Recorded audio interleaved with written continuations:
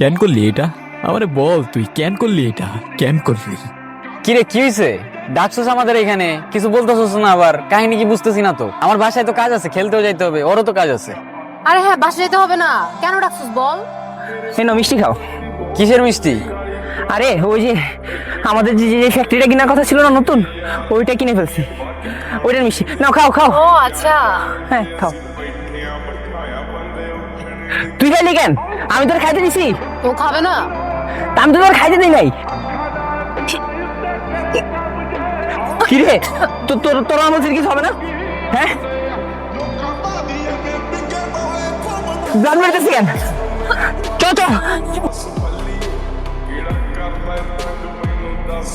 কেন করলি?